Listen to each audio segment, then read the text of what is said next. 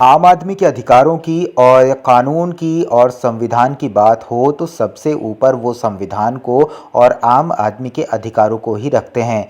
और सीजीआई साहब ने एक तरह से प्रूफ कर दिया है कि जो न्याय है वो किसी भी भेदभाव नहीं करता।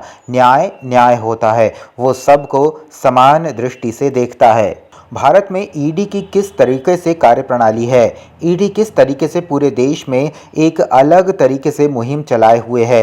तमाम विपक्षी दल जो हैं वो बार बार आरोप लगा रहे हैं कि ईडी जो है वो भारत सरकार की, प्रधानमंत्री जी की वो एक कठपुतली बनी हुई है। ईडी उनके इशारे पर काम कर रही है। ईडी अपनी संवैधानिक शक्तियों का दुरुपयोग कर रही है। सरकार उन पर अपनी शक्तियों का दुरुपयोग कर रही है। ऐसा आरोप बार बार लगातार विपक्षी दल लगाए हुए हैं। हेमंत सोरेन जो पूर्व मुख्यमंत्री झारखंड के थे वे जेल में हैं, अभी तक उनको बेल नहीं मिल पाई है। वहीं कि अरविंद केजरीवाल अभी भी जेल में हैं, मुख्यमंत्री बने हुए हैं। उनके मुख्यमंत्री को मुख्यमंत्री के पद से हटाने के लिए कुछ लोगों ने जो जनहित याचिकाएं डाली, सारी की सारी जनहित याचिका जो खारिज हो चुकी हैं। ऐसे में किसी व्यक्ति ने एक याचिका यह भी डाली है कि अरविंद केजरीवाल मुख्यमंत्री बने रहें और उनको जेल से ही काम करने का मौका दिया जाए, उनकी सरकार को ना गिराया जाए। तो पूरे देश में इस वक्त चुनावी पूरा माहौल बना हुआ है। बड़ा उतार चढ़ाव देखने को मिल रहा है और यह भी देखने को मिल रहा है कि पहली बार जो है एक मुख्यमंत्री रहते हुए जेल में है। इन सब के बीच में जो सब कुछ चल रहा है आप लोग देख रहे हैं। सबके बीच में एक हाई कोर्ट का बहुत बड़ा आदेश आया है जो कहीं ना कहीं बहुत बड़ी लाइन, बहुत बड़ी लकीर खींचता है। ईडी पर, ईडी की कार्यप्रणाली पर मसला यह हुआ कि एक व्यक्ति को ईडी ने गिरफ्तार किया और 24 घंटे तक उसको जो है संबंधित न्यायालय में, नदी की न्यायालय में हाजिर नहीं किया। जैसा कि आप जानते हैं कि नियम है, रूल है, कानून है, किसी व्यक्ति को गिरफ्तार किया जाएगा तो 24 घंटे के अंदर संबंधित नज़दीकी जो भी न्यायालय होंगे वहाँ पर उस व्यक्ति को न्यायालय के सम्मुख हाजिर किया जाएगा। वहाँ से उसकी लीगल जो जुडिशियल कस्टडी होती है उसकी कस्टडी वहाँ से ली जाएगी।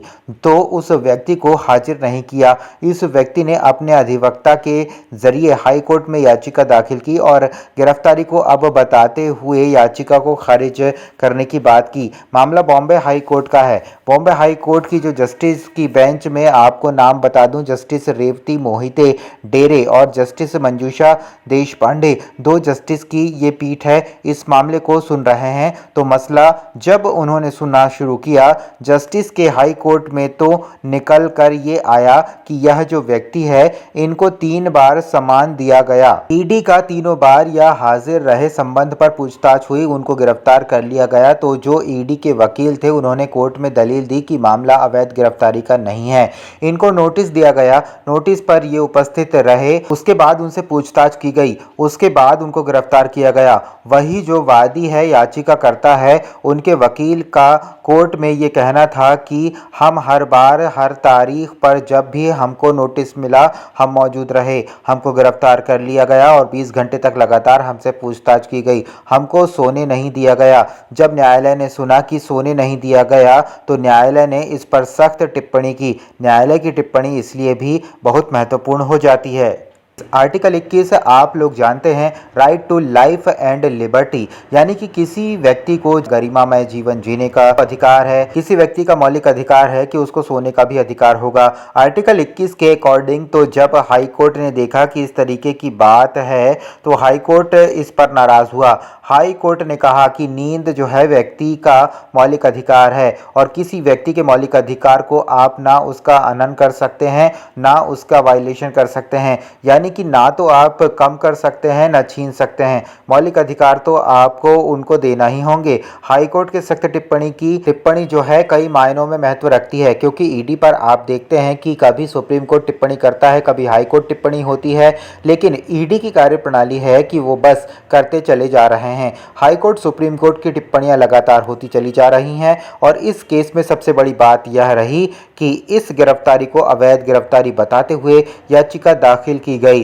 तो हाई कोर्ट ने इस याचिका को खारिज कर दिया, यानी कि उन्होंने गिरफ्तारी के बारे में कहा कि गिरफ्तारी जो है वो जस्ट है, फेयर है, गिरफ्तारी पर हम कुछ नहीं कहना चाहते, गिरफ्तारी बिल्कुल ठीक हुई है, सबूत है, ईडी के गिरफ्तार किया है, गिरफ्तार है, गिरफ्तारी ठीक है, लेकिन जो 20 घंटे तक लगातार पूछताछ की, सोने नहीं दिया गया, किसी व्यक्ति का मौलिक अधिकार है, इसका हनन ना हो पाए, ना होने पाए, इसकी जिम्मेदारी हाई कोर्ट की है और सुप्रीम कोर्ट की भी है। तो कुल मिलाकर यह टिप्पणी जो है बहुत महत्वपूर्ण है। हाई कोर्ट की टिप्पणी का ईडी को और तमाम एजेंसियों को संज्ञान भी लेना चाहिए और देखना चाहिए कि आगे से ऐसी गलतियां ना हों।